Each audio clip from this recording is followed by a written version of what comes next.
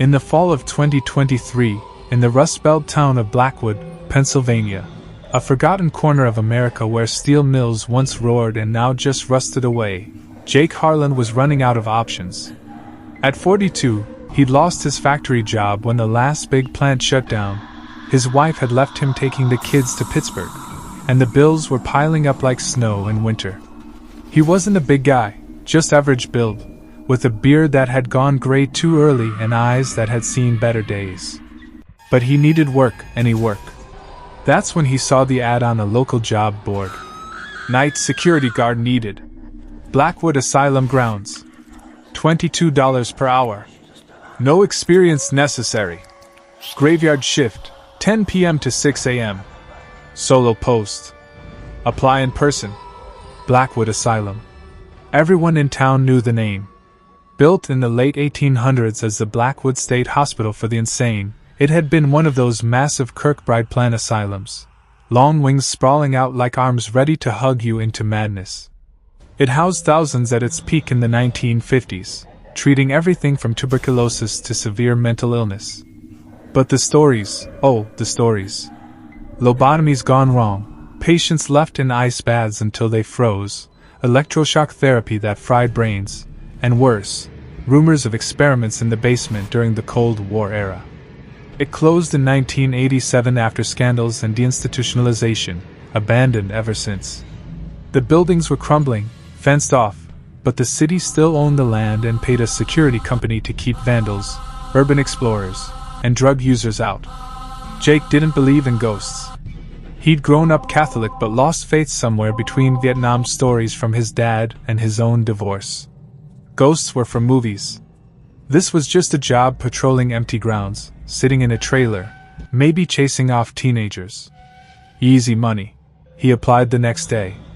The supervisor, a grizzled guy named Carl who chain-smoked Camels, barely looked at his resume. You got a pulse? Good. Previous guard quit without notice. Start tomorrow. Here's the keys, flashlight, radio. Trailers got cameras monitoring the fences. Patrol the perimeter twice a shift. If you see anything weird, call it in. Don't go inside the buildings unless you have to. They're condemned. Weird? Jake asked. Carl shrugged. Kids, animals, homeless folks. Place has a reputation. People say it's haunted. Bullshit mostly. But yeah, some guards hear things. See shadows. Last guy. Well, he just stopped showing up. Found his uniform in the trailer, radio smashed.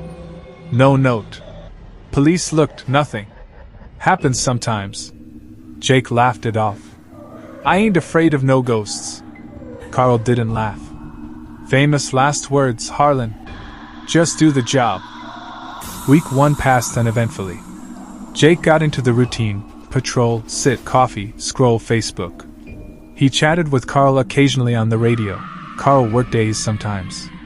But by week 2, things changed subtly. On a rainy night during patrol, he heard footsteps behind him. Crunching leaves, matching his pace. He spun around, nothing. Just darkness. Imagination, he muttered. In the trailer, the monitors flickered sometimes. Shadows moving where there shouldn't be. One night, around 2 a.m., the radio crackled, not Carl's voice, but a faint, garbled whisper. Help me. Jake grabbed it. Carl? That you? Static. He called the main office. No one there at night. Just him. He logged it.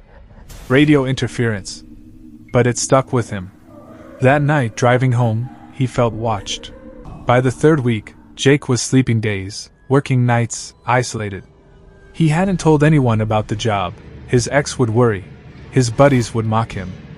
One foggy night, during patrol near the East Wing, the old women's ward, he saw it. A light in a 3rd-floor window. Faint, like a candle. Then a figure.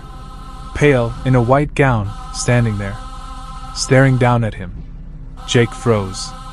His flashlight beam shook as he aimed it up. The figure didn't move. Just watched. He radioed in, voice trembling. Possible intruder. East Wing, 3rd floor. No response. He was alone. He debated going in. The doors were chained, but he had keys for emergencies. Instead, he watched. The figure raised a hand, beckoned, then vanished. Light gone. He ran back to the trailer, heart pounding. Checked cameras. Nothing on the external ones pointed that way. He logged. Possible reflection or animal. But he knew better. That night, he researched on his phone. Blackwood Asylum history. Hundreds died there. Suicides, neglect, murders by patients. One famous case. A nurse in the 1950s who hanged herself after botched treatments. Another, a doctor who experimented on patients, disappeared in the 70s. And guards, stories online from former ones. Footsteps. Whispers. Figures in windows. One Reddit thread. Worked nights there in 2015. Saw a woman in white.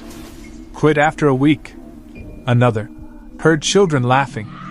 Place was adult only. Jake laughed it off. Coincidence. But he started bringing a baseball bat. Nights blurred. Jake lost weight, eyes bloodshot. He drank more coffee, less sleep. One night, storm raging, thunder, lightning illuminating the asylum like a horror movie. During patrol, he heard banging from the main building. Like doors slamming inside. He ignored it at first. Wind. Then his radio, clear voice this time. Female. Help, basement, cold. He dropped it. Picked it up. Who is this? Static. The banging continued. Against better judgment, he approached the main entrance. Chain door. He unlocked it. Chain rusted, hadn't been opened in years. Inside, darkness swallowed his light. Dust, mold, peeling paint. Hallways stretching forever. He shouldn't go in. Condemned. Dangerous. But the voice. He stepped inside. Echoes of his footsteps. Called out. Anyone here? Whispers answered. Multiple voices. He followed the banging, to stairs leading down.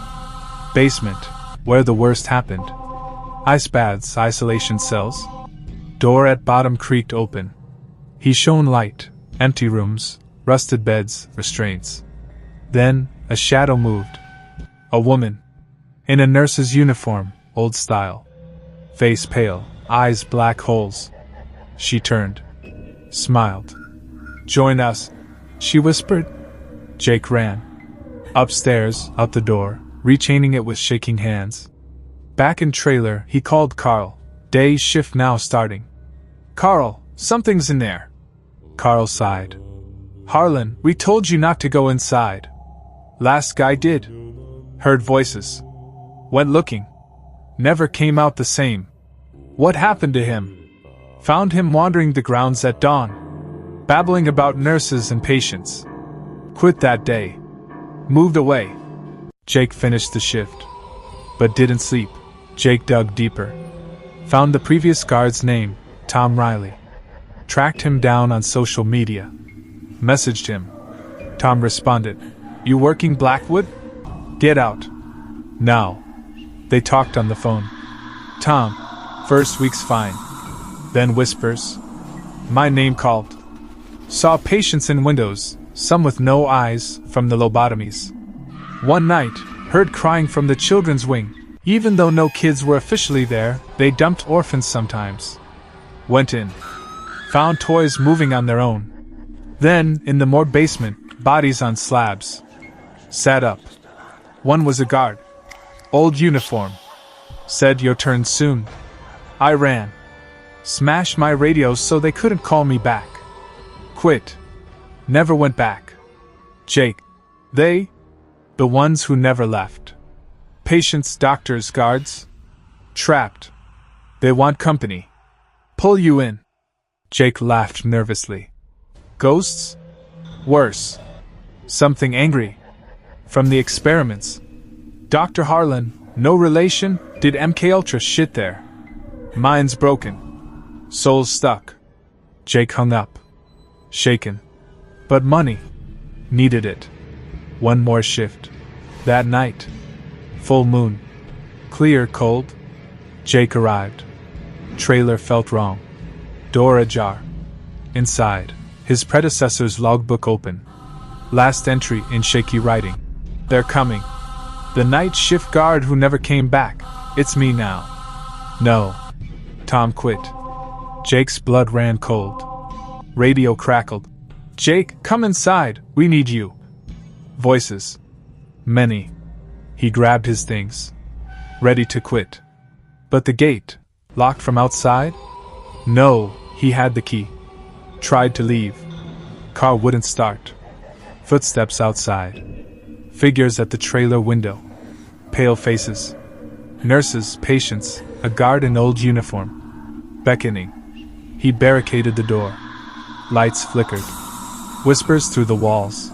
Join the shift, forever. He radioed for help. Static. Then, the door handle turned. Slowly. He grabbed the bat. Door burst open. Shadows poured in. Screams, not his.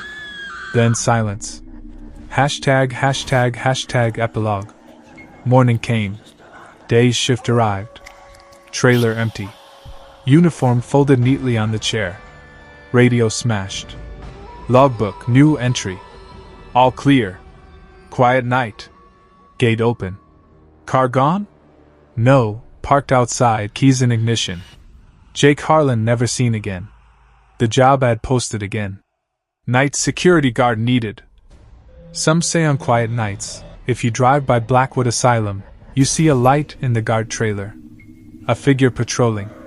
Forever on shift. The night shift guard who never came back.